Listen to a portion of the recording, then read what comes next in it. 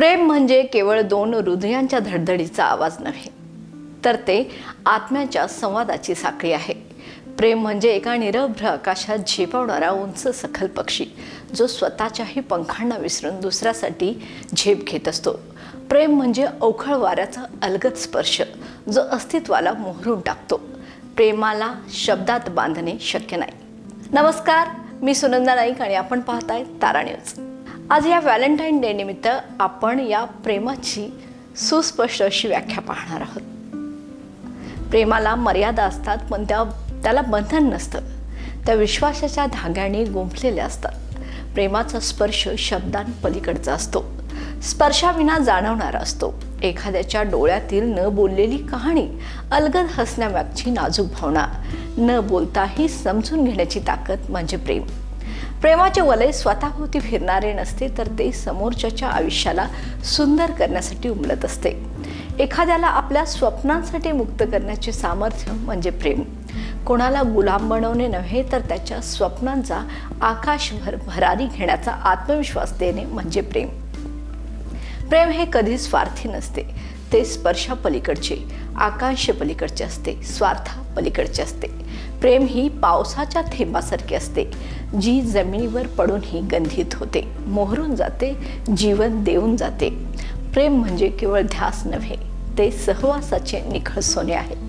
प्रेमात असलेले हळवे क्षण जेव्हा हृदयात खोलवर कोरले जातात, तेव्हा नात्यांची हाक ऐकू येते. त्या स्पर्शाची जाणीव मनाला गुंगवते. प्रेमाच्या बंधात स्वातंत्र्य असते, पण स्वैराचार मुळीच नसतो. प्रेमाच्या बंधात जपण्याची भावना असते, पण जबरदस्ती नसते. प्रेम म्हणजे एकमेकांसाठी झुकणे, पण स्वतःलाही हरवून बसणे नाही. प्रेम म्हणजे स्वाभिमानासह दिलेली साथ, विश्वासासोबत उभारलेली वाट. प्रेम हे कुठल्याही सीमा ओलांडते, पण ते कधीच असभ्यतेच्या सीमारेषा ओलांडत नाही. प्रेम म्हणजे संयम, प्रेम म्हणजे आदर, प्रेम म्हणजे स्वतःपेक्षा दुसऱ्याच्या सुखाला दिलेलं प्राधान्य. प्रेमात कधी स्वार्थ नसतो, फक्त समर्पण असते. पण त्याचबरोबर प्रेम आंधळे नसते, ते जाणीवेने जागृत असते. प्रेमातच सर्वस्व द्यायची तयारी असावी, पण स्वतःला हरवण्याचा वेडेपणा नसावा. 14 फेब्रुवारी हा दिवस केवळ गुलाब, गिफ्ट आणि रोमॅन्टिक गाण्यांचा उत्सव नाही, तर तो प्रेमाच्या खऱ्या अर्थाचा उत्सव आहे. हा दिवस केवळ प्रियकर प्रेयसीने साजरा करण्याचा नाही, तर आई वडिलांनी मुलांसोबत, मित्रांनी, एकमेकांसोबत, समाजाने गरजूंसोबत साजरा करण्याचा आहे. प्रेमाचा हा दिवस आपण कोणावर प्रेम करतो याचा विचार करण्यासाठी नाही, तर कसे करतो याचा विचार करण्यासाठी आहे.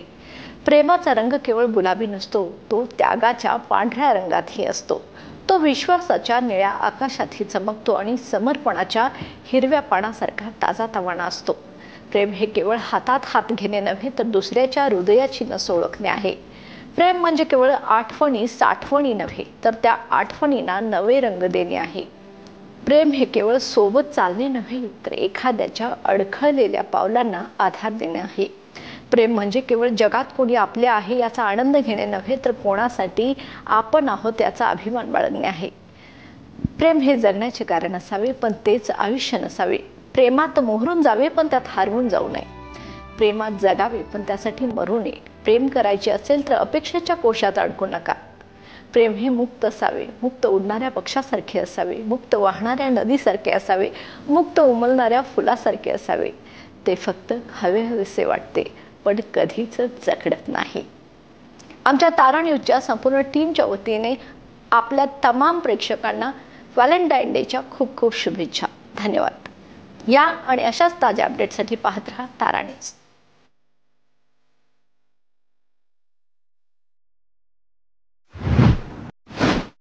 बाळ, फ्रीजमधून श्रीखंड काढ ना. आम्ही पूर्वी घरीच बनवायचो श्रीखंड. त्याची चवच वेगळी होती. आता काय सगळं रेडीमेड. आजी, हे श्रीखंड खाऊन बघ. आज तुझ्या आईनं घरीच बनवलं की काय? हे आहे गोकुळचं श्रीखंड. अगदी जिभेवर रेंगाळणार. जिभेवरच नाही, तर मनावरही रेंगाळणार. गोकुळ श्रीखंड, मनावर रेंगाळणार.